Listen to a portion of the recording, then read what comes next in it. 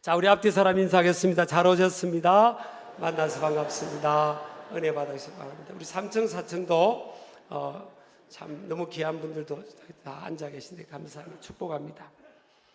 저는 오늘 11번째 야곱 시리즈 말씀을 여러분과 나누겠습니다. 제목은 별미입니다. 특별한 구별된 음식을 표현할 때 별미라 그렇게 합니다. 여러분, 우리가 사람이 어린 아기부터 태어나서 이제 성인이 될 때까지 쭉 성장의 과정을 보면 그때마다 중요한 시기까지 먹는 음식이 다 달라요.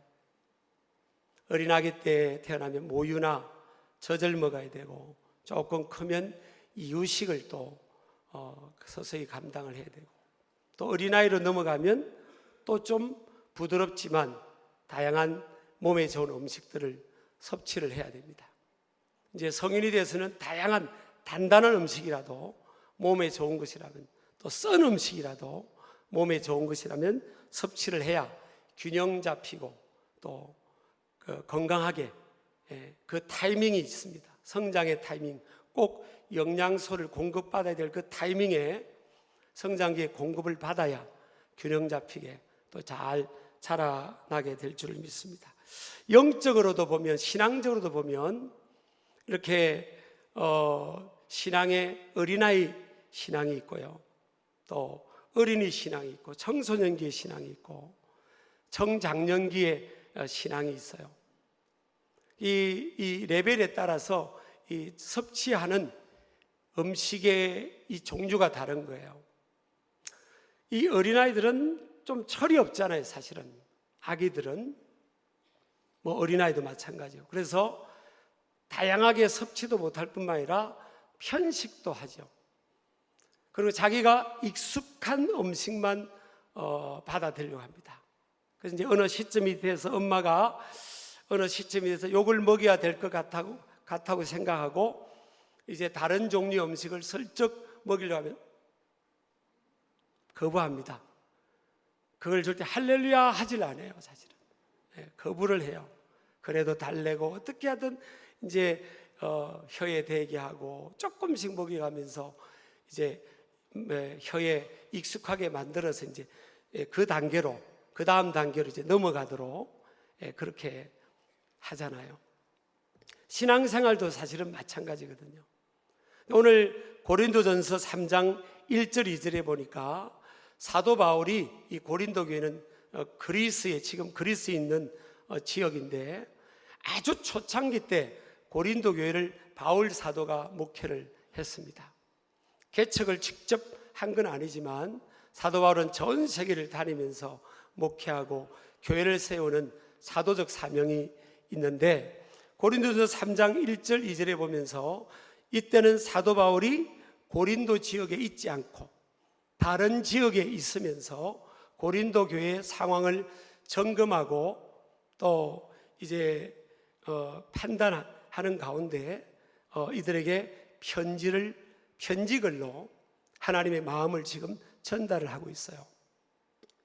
그런데 한마디로 보면, 형제들아, 내가 신령한 자들을 대함과 같이 너희에게 말할 수가 없다 그럽니다. 지금 너희들은 신령한 자들이 아니다. 영적인 사람들, 영적으로 성숙한 사람들이 아직 못 됐구나. 그래서 내가 하고 싶은 말을 다 말할 수가 없다 그러는 거예요.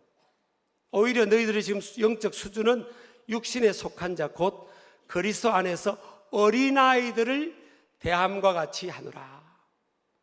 여러분, 세월이 지나서 고린도 교회도 이제 역사가 많이 들었잖아요. 나이로 치면 교회의 나이가 이제 어느 정도 먹을 만큼 먹은 거예요. 그런데도 사도 바울은 그들의 모습을 들으면서 아직까지 그리스도 안에서 어린아이라는 거예요. 이 신앙의 이 수준, 신앙의 이 나이가 신앙생활의 연조로만 해결되는 게 아니라는 거예요. 신앙의 인격의 성숙, 성장, 또 예수님의 원하시는 수준까지, 제자의 자리까지 자라가는 이것이 세월이 지나면 저절로 되는 것이 아니라는 겁니다. 2절에 보면 왜 바울이 이렇게 말한가 하면, 내가 너희를 저절로 먹인다. 아직 너희를 저주로 먹이고 밥으로 아니하였노니 이는 너희가 감당하지 못하였음이거니와 지금도 못하리라. 그전에도 너희들이 젖을 주다가 조금 더 건강하게 자라기 위해서 밥을 주고자 하면 못 받아들였다는 거예요. 이 마음밭이 밥을 먹을 수 있는 수준이 아니었다는 거예요. 근데 지금도 사실은 내가 너희들을 들어보니까 아직 밥을 소화하지 못할 정도다. 아직까지 젖을 먹는 아기 수준이다. 그렇게 사도 바울이 그들을 진단을 하는 것을 보게 됩니다. 여러분, 우리가 제가 설교 중간쯤에 지금 여러분에게 도전을 줍니다. 물론 우리가 우리 자신을 다 알 수 없어요. 또 과신할 수도 없어요. 그런데 여러분은 지금 어린아기 수준인가? 내 신앙이 어린아이 수준인가? 어린이 수준인가? 청소년쯤 됐나? 아니면 장년 수준인가? 이게 우리가 여러분 진단을 스스로 해봐야 될 것 같아요. 어린아기는 뭐예요? 젖만 먹는 거예요. 젖과 이유식 부드러운 것, 내가 먹고 싶은 것만 이게 취해서 먹는 위로받는 메시지, 격려받는 메시지, 또 희망의 메시지, 이런 것만 내가 받아들이려고 하는 그런 상황이면 아직 어린아기 수준이죠. 그런데 성인은 뭐예요? 하나님의 말씀이라면 다 받아들일 수 있는 수준인 거예요. 그런데 우리 하나님께서, 우리 예수님께서 우리 믿는 우리들을 어느 수준까지 끌어가기를 원하실까? 우리의 목표가 어딜까? 신앙의 목표 지점이 어디쯤까지 돼야 되냐? 사도행전 1장 8절과 마태복음 28장 18절 이하에 보면 땅끝까지 이르러 내 증인이 되리라. 그리고 마태복음 28장 18절 이하에 보면 뭐예요? 모든 민족에게 가서 제자를 삼아라 그랬어요. 여러분, 모든 민족에게 가는 것, 가서 제자를 삼는 것, 또 땅끝까지 이르러 증인이 되는 것, 이 증인이라는 단어가 헬라로 마르타스입니다. 이 마르타스라는 단어에서 파생된 영어가 순교자를 의미하는 마르트입니다. 마르트. 미국식 발음은 마르 그럽니다. 주님의 증인, 땅끝까지 이르러 주님의 증인, 내 생명을 바쳐 순교도 감당할 수 있겠다는 그런 각오로 주님의 증인이 되는 그 단계까지 원하는 거예요. 잘 자라서, 신앙이 잘 자라서 그렇게 장성한 자로 사명을 감당하기를 원하는 겁니다. 아기는 뭐예요? 나만 생각하고 내 가정만 생각하고 하는 단계 아니에요. 자기 중심적이잖아요. 근데 성숙한 사람은 뭐죠? 다른 사람을 생각하고, 먼저 타인을 먼저 생각하고, 이웃을 생각하고, 더 성숙한 사람은 지경을 넘어서, 자기 지역을 넘어서, 나라를 넘어서까지 품고 그들 향해 베푸는 그런 삶을 살아가는 거죠. 그러니까 생물학적 연령에 반드시 이 신앙이 필요하진 않아요. 여러분, 이 정서적인 면도 마찬가지입니다. 심리학적 용어로 adult child라는 용어가 있잖아요. 성인 아이라는 거예요. 성인 아이. 몸은 다 어른이 됐어요. 나이는 다 어른이 됐는데 행동하는 거는 애기. 자기만 생각하고 자기가 원하는 대로만 하려고 하고 고집불통이고 자기 뜻대로 하는 애들은 뭐예요? 제가 우리 교회 마당에서 어떤 이웃 사람이 아기를 데리고 우리 마당으로 지나가는데, 교회 마당으로 지나가는데요, 비가 좀 온 이후에서 비가 조금 온 뒤였어요. 그러니까 우리 마당에 약간 이제 그 오목한 시멘트가 약간 오목한 부분이 있어요. 거기에 물이 약간 고여 있는데요, 저 이웃집 아기 엄마하고 가다가 아기가 그 고인 물에 들어넣어 버린 겁니다. 그냥 들어넣어 버려요. 자기 뜻대로 뭘 안 해준다고 그냥 넣어버리는 거예요. 이게 애기. 몸은 딱 컸는데 adult child, 성인아이, 행동하는 거나 말하는 거는 자기밖에 못 생각합니다. 그 성인아이라 그러잖아요. 신앙도 보면요, 신앙생활을 한 지는 오래됐는데 여전히 자기중심적이고 자기가 듣고 싶은 말만 하고 남을 배려하지 않고 이웃을 위해 헌신하지 않고 교회 자기의 역할을 감당하지 않고 이게 교회에서 뭔가 해주기만을 원하고 그 어린아이입니다. 어린아이. 오늘 사도 바울을 통해 그렇게 말씀하시는 거예요. 오늘 우리가 함께 읽었던 말씀에 보면 야곱 시리즈 11번째인데요.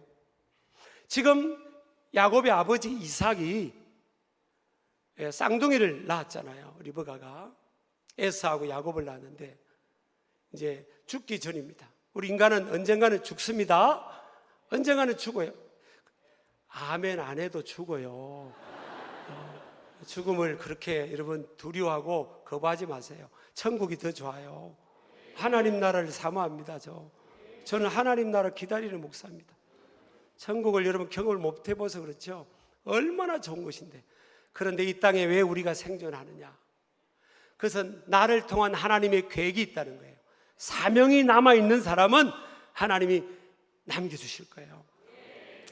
그런데 그 믿음의 조상이었던 이삭도 자기 죽음을 이제 직감을 한 겁니다. 그러니까 내가 죽기 전에 아들을 불러놓고 축복 기도를 해야 되겠다. 그리고 그는 생물학적으로 몇 번 먼저 태어난 그 장남을 부릅니다. 에서야 이리 오너라.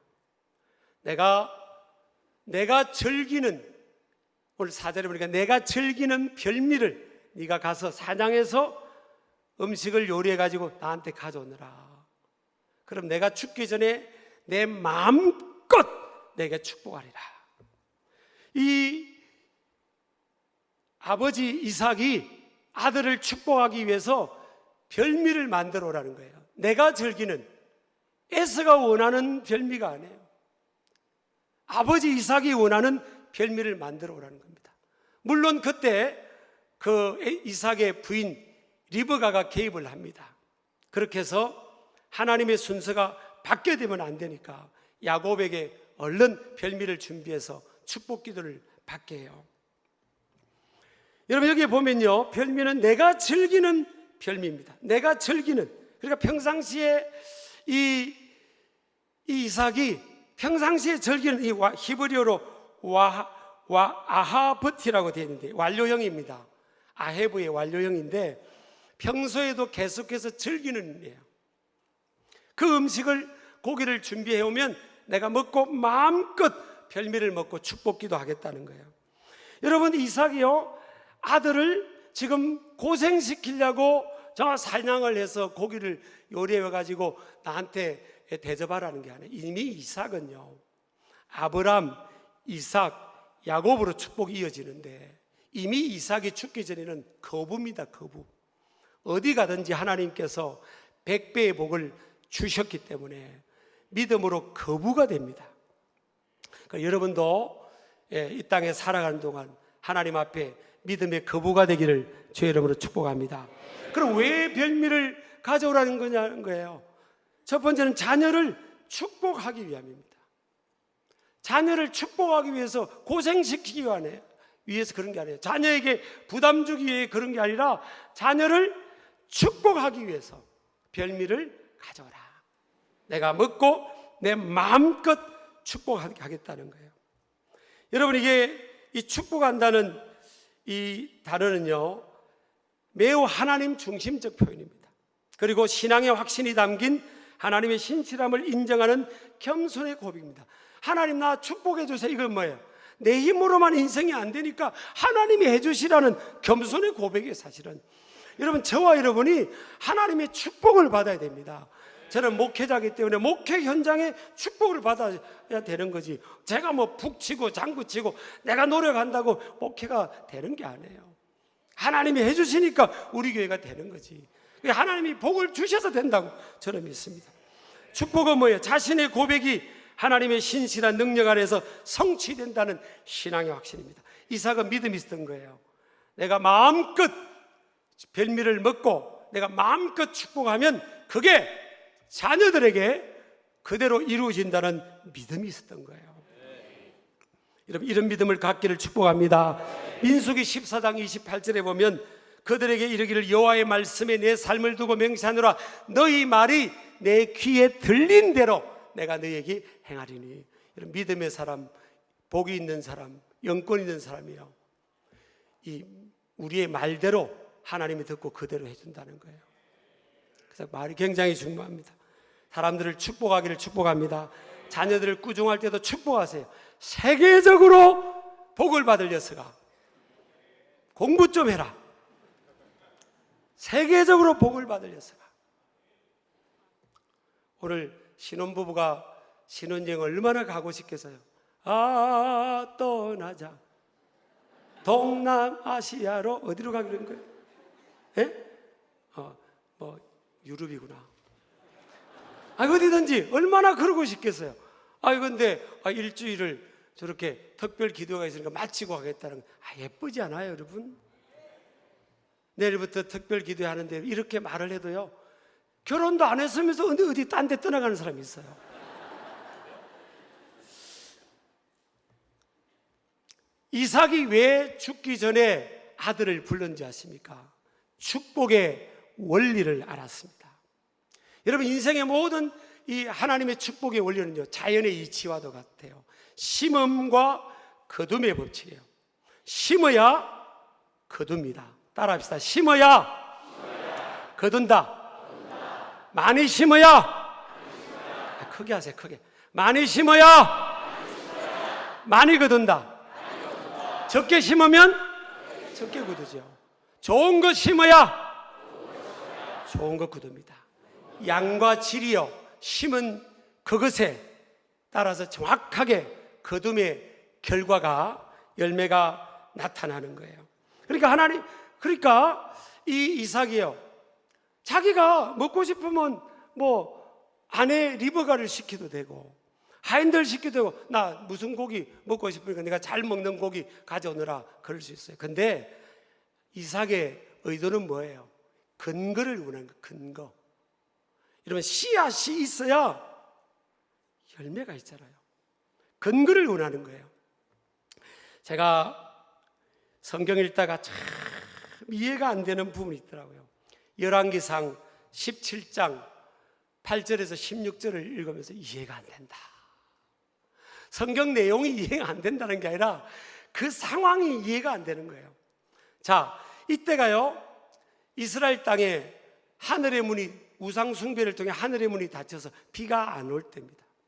그냥 모든 사람들이 먹고 사는 문제가 어려운 피폐한 상황이었어요. 근데 하나님께서 엘리야라는 하나님의 사람 선지자에게 저 이스라엘 땅이 아닌 이스라엘 땅 건너서 사르밧 땅으로 가라는 거예요. 사르밧 땅에 가면 남편을 잃은 혼자 된 여인이, 아들을 키우는 그 여인을 만나게 될 거다. 그 여인에게 먹을 것을 공급하라고 요청하라는 거예요. 그래서 이게 엘리야는 하나님의 사람이니까 순종해야 되잖아요. 그래서 이제 국경을 넘어서 사르밧 그 지역으로 갑니다. 마침 갔더니 여인을 만났어요. 여인이 길에서 나뭇가지를 줍고 있어요. 그러니까 하나님께서 저 여인이라 하셨겠죠. 그래서 여인이여, 지금 뭘 하느냐 했더니 지금 나뭇가지를 줍습니다. 왜 나뭇가지를 줍느냐? 이 나뭇가지 가지고 밀가루가 지금 한 움큼 있고 기름은 몇 방울 있습니다. 이걸 가지고 떡을 한 끼를 만들어서 우리 아들하고 먹고 우린 죽으려고 합니다. 그러니까 여러분, 정말 죽음을 생각한다는 것은 너무나 밑바닥에 절박한 상황인 거예요, 사실은. 그 상황에서 이 한 끼 먹고 마지막 먹고 아들하고 그냥 팍 죽으려고 한다는 거예요. 근데 하나님께서 엘리야를 보내셔가지고 엘리야가 그럽니다. 그거 먹고 죽지 말고 그걸 떡을 만들어서 나한테 먼저 가져오라. 내가 먼저 먹겠다는 거예요. 저는 이게 성경을 읽다가, 저도 목사인데, 야, 진짜 어떻게, 아니 한 끼 먹고 죽으려고 하는 사람한테 가서 나한테 먼저 대접하라. 이 말이 안 맞는 거예요, 사실은. 근데 이게 하나님의 사람은, 하나님의 종들은요, 순종해야 되는 거잖아요. 그래서 그걸 나한테 떡을 만들어서 가져오라는 거예요. 여러분, 자식 이기는 부모가 어디 있습니까? 자식 때문에 여러분 시험 들기도 하고요. 자식 때문에 누군가에게 부담도 갖고 그러잖아요. 내가 못 먹어도 자식, 굶어가는 자식, 그 어린 아이가, 어린 자식이 얼마나 배고파서 울어댔겠습니까? 배고프다고 막 울어댔을 때 엄마의 마음이 찢어질 정도 아니었겠어요? 그래, 이거 마지막 한 떡 하나 만들어 먹고 그냥 아들하고 콕 죽으려고 한 거예요, 사실은. 죽음을 생각한 거죠. 그런데 하나님은, 신앙생활은요, 참 역설입니다. 죽어야 사는 겁니다. 살고자 하면 죽고, 죽고자 하면 사는 거예요. 성경에 구약이든 신약, 그런 스토리가 많아요. 그런데 엘리야가 그럽니다. 하나님께서 그 떡을 만들어서 나한테 대접하면, 섬기면, 그 기름통, 그 밀가루통에 가루와 기름이, 이 기근이 끝날 때까지 마르지 않겠다고 하나님께서 지금 약속하셨다는 거예요. 자, 어떤 사람이 와가지고요, 평상시 아는 분도 아니에요, 여호와 하나님을 믿는 선지자라는 사람이 와서 그 떡 한 쪽 한 끼 마지막 식사할 거 그거 나 대접하면 하나님이 당신 집에 앞으로 먹고 사는 거 기름통 또 밀가루통에 양식에 하나님께서 넘치게 마르지 않게 해줄 거라고. 자, 여러분, 그런 상황이 주어질 때 여러분은 어떻게 반응하겠어요? 성경은 다 내 스토리입니다. 나라면, 따라합시다. 나라면 어땠을까? 나라면 어땠을까? 이 애기 보라고, 애기 지금. 애기가 지금 죽어가고 있는데 배고파서 그럴 수 있잖아요. 그런데 참 보면요, 하나님이 하신 일들은 신비하고 실수가 없어요. 결과적으로 지금 어떻습니까? 결과적으로 엘리야를 만난 이 사르밧 과부, 혼자 된 이 여인이 그렇게 하나님께서 엘리야를 통해서 제안한 그 말도 안 되는 상황에서 그 별미로 하나님을 대접하는 것처럼 엘리야를 대접할 것을 하나님은 아셨죠. 하나님은 이미 그 그릇을 아신 거예요. 하나님이 아브라함의 그릇을 아셨기 때문에 그 하나밖에 100살 때 난 아들 이삭을 모리아산에 번제물로 드리란 거죠. 하나님께서요, 이삭이 아버지를 통한 하나님의 메시지를 듣고 모리아산의 그 단위에 이삭이 들어눕잖아요. 다 보면 그 객관적으로, 일반적으로, 상식적으로 말도 안 되는 상황인데 그 믿음의 사람들, 믿음의 영웅들은요, 그걸 감당하는 그릇이 되는 거예요. 인생으로 보면 가장 밑바닥인 인생이에요. 여러분, 인생을 살면서 언젠가 저와 여러분도 언젠가는 우리가 혼자 될 때가 올 텐데, 여러분, 얼마나 연약한 여인의 몸으로 혼자가 돼서 자식을 키우면서 기근을 만났을 때 얼마나 큰 부담이 되겠어요. 그런데 하나님은 그 여인의 신음을 기억하신 거예요. 아기가 배고파 울 때 얼마나 하나님을 향해서 하나님, 우리를 불쌍히 여길달라고, 하나님, 우리를 살려달라고, 하나님, 내 아들을 좀 굶어가고 있는 내 아들을 하나님 지켜봐달라. 그 모습으로 멀쩡한데요, 얼마나 신음하면서 하나님께 탄식의 기도를 올렸겠습니까? 하나님은 그 기도를 들으신 거예요. 그래서 하나님은 그 여인을 기도에 응답하시기 위해서 엘리야를 보낸 겁니다. 여러분, 엘리야 한 명을 까마귀로도 먹이신 하나님인데 왜 국경을 넘어 사르밧까지 갔겠어요? 그래서 하나님께서 그 여인의 신음 소리를 들으신 거예요. 그 하나님이 그 여인을 축복하기 위해서 믿음의 저울을 단 겁니다. 너 그렇게 해볼래?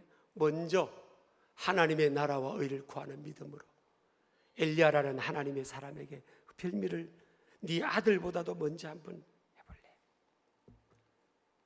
이 여인이 감당합니다. 말도 안 되는 상황인데 감당을 해요. 여러분, 정말 오늘 말씀처럼 기적이 일어납니다. 여러분, 축복의 원리는요, 심음과 거둠이에요.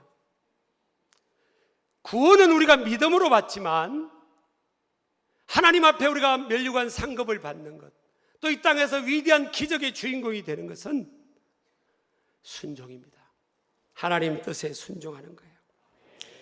세 번째, 별미를 통해 역사하시는 축복의 원리입니다.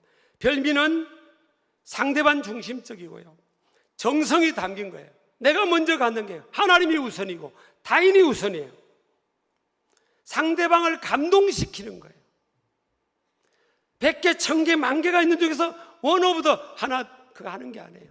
아무것도 없는 것, 내 모든 것인데 그걸 하나님께 드릴 때 상대방이, 또 신앙자라면 하나님이 감동을 받으시는 거예요.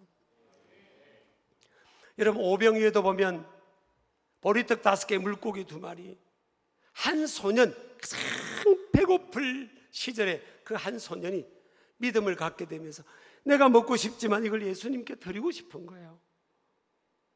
근데 예수님이 그걸 거절하지 않아요. 야야, 너 먹어. 괜찮아, 너 먹어. 그러지 않으세요. 그걸 받으세요. 그리고 그걸 축복하실 때 수만 명이 먹고, 남자 어른만이 2,000명, 5,000명이었으니까 수만 명이 먹고 12광주리가 남은 거예요. 12광주리.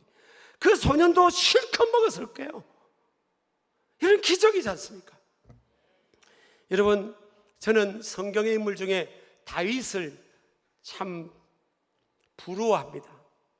하나님께서 다윗을 향해서 사도행전 13장에 보니까 너는 내 마음에 맞는 사람, 합한 사람이라고 말씀해요. 영어로 하면 You are a man after my own heart입니다. 그대로 직역을 하면 내 마음속에 숨겨둔, 꼭꼭 숨겨둔 한 사람이 너야, 그런 뜻이에요. 하나님이 다윗이 약점이 있고 실수도 있었지만 왜 하나님은 다윗을 그렇게 사랑했을까?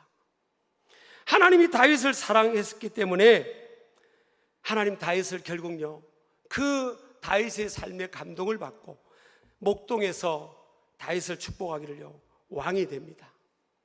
다윗을 축복한 내용이 나옵니다. 따라하세요. 목동에서 왕이 되다. 그 다음에 두 번째는 뭐예요? 다윗의 자손들에게 왕위가 계속 계승되게 하겠다는 거예요. 다윗의 자손들은 계속 왕위에 있습니다. 어떤 왕조는요, 왕이 됐다가 몇 세대 가다가 왕위를 뺏겨버리는데, 다윗의 자손은 다윗 때문에 계속 왕위에 있게 합니다.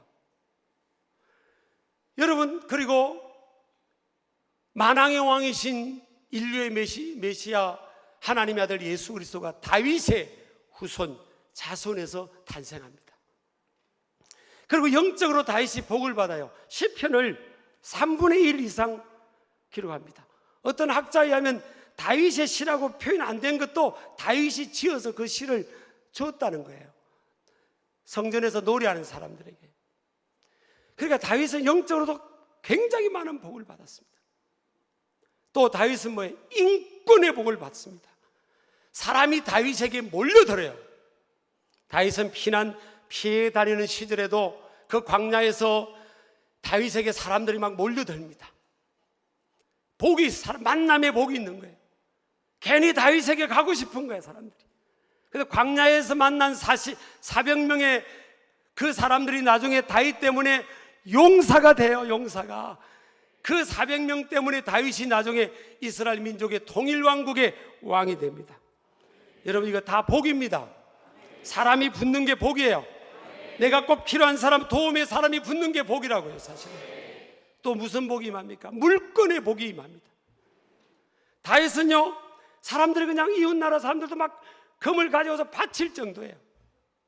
지금처럼 큰 나라의 어떤 대통령이 막 가져오라고 막 고함치고 윽박 지르는 게 아니에요. 저절로 가져오는, 저절로. 자유님, 잘 봐주세요. 아이고, 잘 봐주세요. 별로 웃지도 않는구나. 여러분, 이거 복입니다. 재물 얻을 능력, 은도 내 것이고 금도 내 것이라 했습니다. 여러분, 우리 신길 교회 가족들에게, 또 우리 한국교회 위에, 이 대한민국 땅에 하나님께서 물건의 복이 지금보다 30배, 60배, 100배 이상 흔들어 넘치도록 부어주기를 주의 이름으로 축복합니다. 그렇지, 그렇지, 그렇지요. 복 받아야죠. 왜 이렇게 됐을까? 다윗은요, 하루에 7번씩 하나님 찬양합니다. 그리고 오늘 역대상 22장에 보세요. 역대상 22장에 보면 다윗의 고백입니다. 다윗이 솔로몬에게 주어지는 고백이에요. 내가 환난 중에 여호와의 성전을 위하여, 성전 건축을 위하여 금 10만 달란트와 은 100만 달란트와 쭉 이렇게 나와 있어요. 이걸 내가 준비했다. 그러면서 솔로몬에게 뭐라 합니까? 마지막에 너는, 이게 솔로몬을 말합니다. 너는 더할 것이며.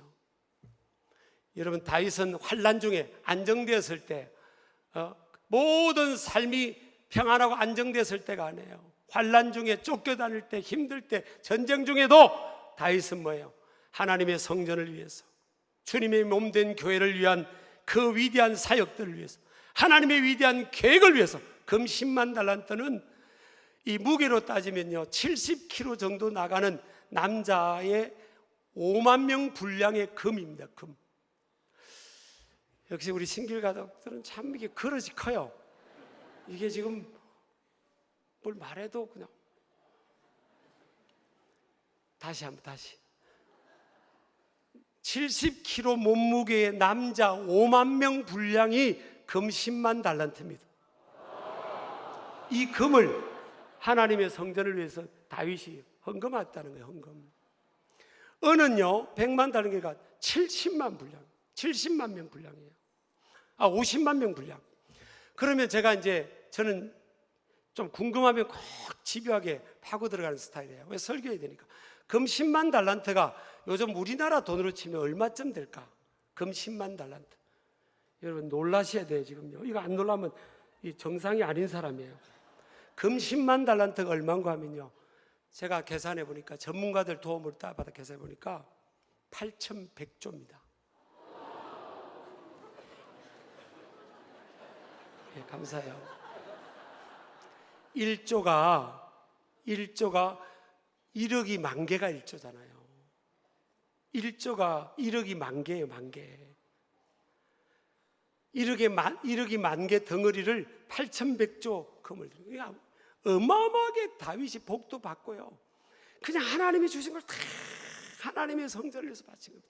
그럼 은은 100만 달란트가 그러면 요즘 시가로 얼마냐면 4,100조입니다. 4,100조. 이 다윗이 여러분 하나님께 받은 복도 크지만 그 가난한 가정, 예전에는 그 당시에는 목동 직업은 제일 가난한 사람들이에요. 요즘은 치면 3D 업종이에요. 근데 거기 종사하면서 그 막내 아들이었던 다윗이요, 이렇게 왕도 되고 이 어마어마한 복을 받는데 이 그릇을 보라고요. 하나님께 다 드렸으니 자식에게 그랬잖아요. 야, 내가 다 준비했다. 너는 이제 할 게 없다. 그럴 수 있잖아요. 안 그래요. 내가 이렇게 준비했지만 너는 이 위에 더 해라, 더. 이게 다윗이라니까요. 이 중심인 거예요.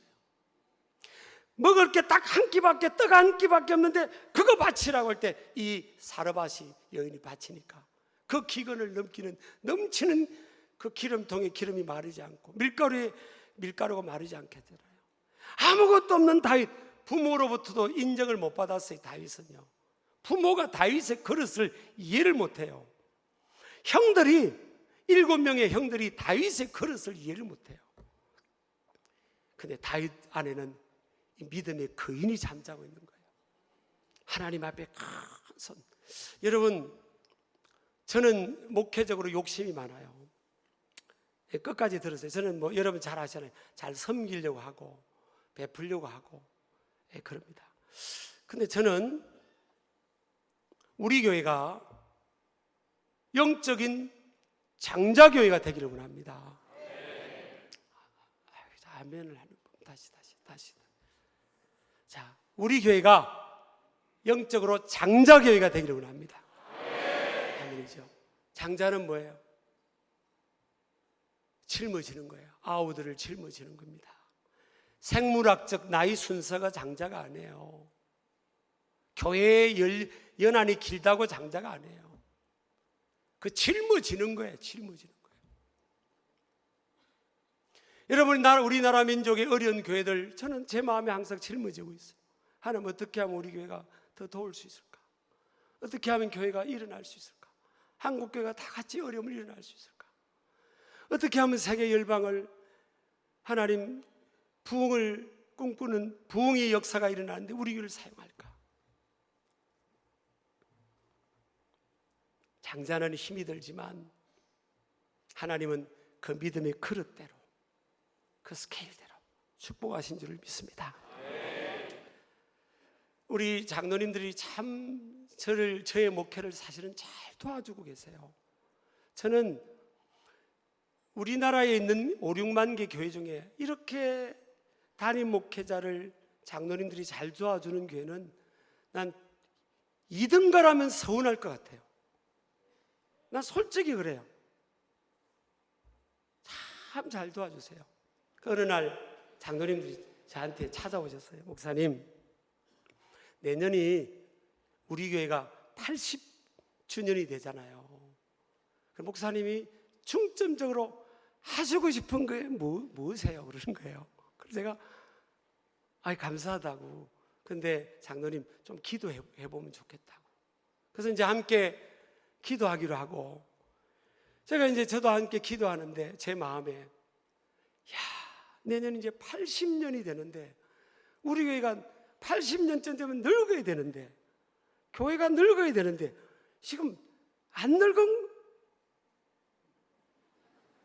늙기를 원하는 게 아니라 안 늙은 교회잖아요. 지금요. 이게 막 밝고 액티브하고 어린 세대, 중간 세대, 나이 많아서 다 이게 좋아하고 막 이렇게 행복하잖아요. 지금 진짜 그렇잖아요. 제가 볼 때 그런 거예요. 사실은 이게 너무 감사한 거예요. 나이를 먹고 30년을 전성기를 끌어가기가 쉽지 않거든요. 사실은 너무 감사한 거예요. 그래서 제 마음에 어떤 마음이 주어진가 하면, 그래 80년이 되니까 이렇게 80년을 하나님께서 교회를 붙잡아 주시고 이렇게 은혜롭고 행복한 공동체가 되게 해주시니까 적어도 80개 교회는 이렇게 섬기면 좋겠다,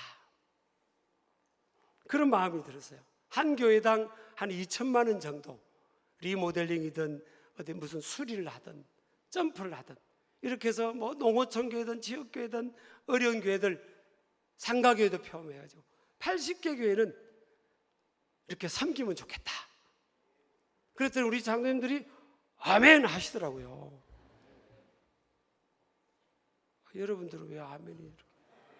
그렇게 하셨어요. 그래서 제가 이제 주일 이렇게 정식으로 낮에는 제가 나눈 적 없잖아요. 수요일 날인가 이런 일을 하니까 여러분 기도하시고 참여하실 분들 하세요. 그랬더니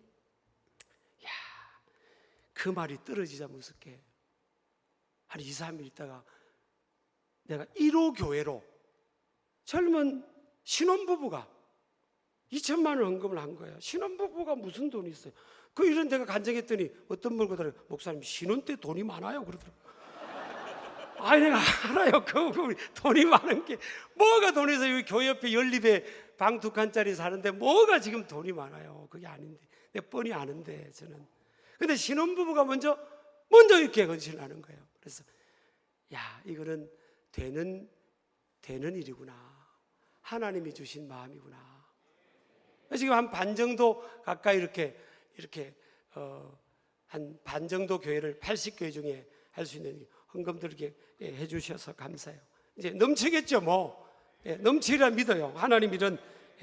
근데 여러분요, 우리가 믿는 하나님이 어떤 분이에요? 우주 만물의 모든 걸 갖고 계신 분이에요. 하나님이 뭐가 하시겠어요?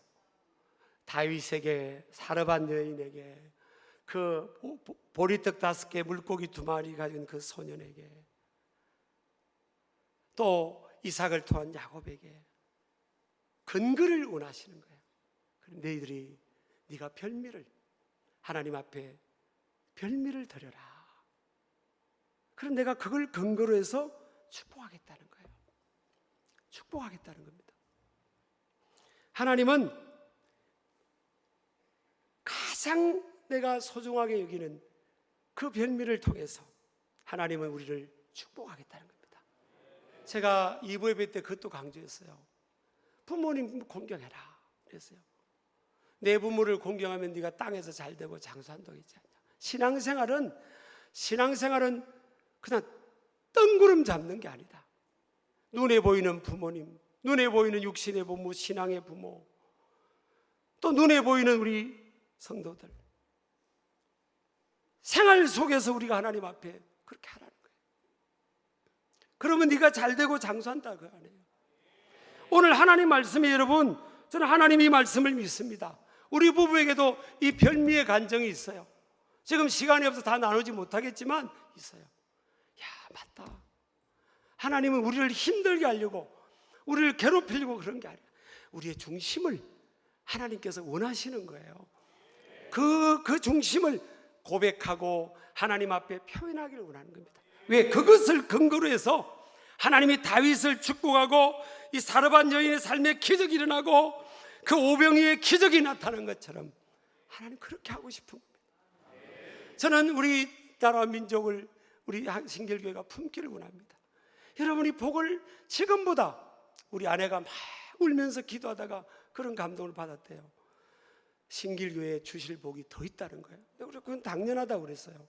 그건 내 믿음 당연하다고. 그 축복의 주인공이 되어야 되는 겁니다. 복이라는 게 뭐예요? 하나님이 주신 은혜로 살아가는 거잖아요. 저도 엄마 아빠 없이 3살 때부터 그렇게 살아왔는데요, 저는 이게 제 체험입니다. 사실은 별미, 하나님 앞에서의 가장 귀한 걸 드리는 이 별미, 하나님의 마음을 감동시키는 베데스다 연못이 움직일 때 가장 먼저 뛰어드는 사람이 그 병이 나은 것처럼 오늘날 이스라엘 땅에 가니까 베데스다 연못이 없어졌어요. 그럼 베데스다 연못이 어디냐는 거예요. 하나님의 마음이에요.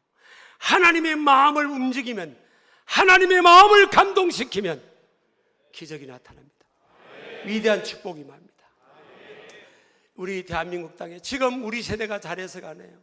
70년대, 80년대, 90년대 그 전에 정말 믿음의 부모님 세대들이 얼마나 주님 사랑하고 성전 사랑하고 예배를 삼아하고 그렇게 먹고 살기 힘들 때 헌신했는지 몰라요. 그래서 하나님이 이만큼 축복하신 거예요. 금요일날 미국의 유명한 세계적인 그 단체, 기독교 단체 지도자를 만나서 우리 교회에 찾아오셨더라고요. 왜 찾아오겠어요? 미국이 옛날같이 가는 거예요. 아니, 미국이 옛날같이 가는 게 아니라 미국 교회가 옛날같이 가네요. 미국이 우리보다 GDP가 여러분 한 2.5배 더 높은데도 불구하고 하나님 앞에 헌신하지 않는 거예요. 교회에 나와서 헌신하지 않는 거예요. 온전한 11조도 하지 않고 선교로 하나님 앞에 큰 손으로 헌신하지 않는 거예요. 그렇게 했을 때 자기 가정보다 교회를 생각하고 선교를 생각할 때 그 아무것도 없던 신대륙에 하나님께서 지금 이렇게 세계 백거를 지는 팍스 아메리카가 됐지만 왜 지금 미국 대통령이 막 모든 나라들이 막 큰 소리 치면서 돈 가져오라고 하겠어요? 이게 사실 따지고 비참한 겁니다. 그만큼 힘들다는 거예요. 여러분요, 은도 하나님 것이고 금도 하나님 것이에요. 우리가 하나님 나라를 지향하면서 그래, 영적 장자가 되자. 내가 하나님 앞에 따라합시다. 하나님 앞에 거기 하세요. 하나님 앞에 큰 손이 되자. 그 믿음으로 여러분 나아가기를 축복합니다. 하나님께서 우리를 사랑하셔서 하나밖에 없는 아들 예수님을 보내주셨고요, 오늘 이날 이 시간까지 먹고 살게 해주셨습니다. 앞으로도 그렇게 하리라 믿습니다. 하나님께서 은도 내 것이고 금도 내 것이다. 인간의 생사화복, 국가와 민족의 흥망성쇠를 주관하시는 분은 우리가 아니에요. 정치 지도자가 아닙니다. 하나님이세요. 우리 크게 아멘 합시다. 아멘. 그 하나님 바라보면서 우리 신길의 모든 가족들이 영적 장자가 되기를 주의 이름으로 축복합니다. 축복합니다. 하나님 앞에 별미의 큰 손을 들이기를 주의 이름으로 축복합니다. 다 일어나시겠습니다.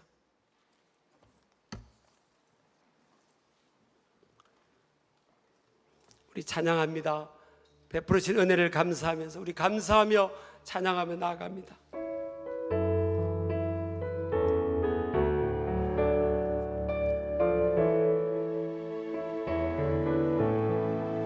날 구원하신 주 감사, 모든 것 주신 감사, 지난 추억인의 감사, 주의 곁에 계신 믿음으로 고백하세요. 향기로운 봄철의 감사, 외로운 가을날 감사, 사라진 눈물도 감사, 나의 영원 응답하신 기도 감사, 거절하신 것 감사, 헤쳐나온 풍랑 감사, 모든 것 채우시네. 아픔과 기쁨도 감사, 절망 주비로 감사, 청량 못할 측량 채우 아멘 지게 하십니다. 그 신사랑 감사, 그 신사랑아, 그 신사랑 감사해, 그 신사랑, 그 신사랑 감. 여러분, 우리가 하나님 앞에 다윗처럼, 야곱처럼, 사르반 여인처럼, 또 이름 모를 그 오병이의 소년처럼 주님의 마음을 감동시키고 주님께 감사로 영광 돌리기를 축복합니다. 그래서 기적의 주인공이 되기를 축복합니다. 위대한 축복의 간정이 있기를 원합니다. 우리 두 손 들겠습니다. 나와 우리 가정이 그런 믿음, 하나님 앞에 별미를 기꺼이 드릴 수 있는 그 믿음을 허락하여 주옵소서. 주여 기도합니다. 주여, 주여, 주여. 날 구원하신 주 감사, 모든 것 주신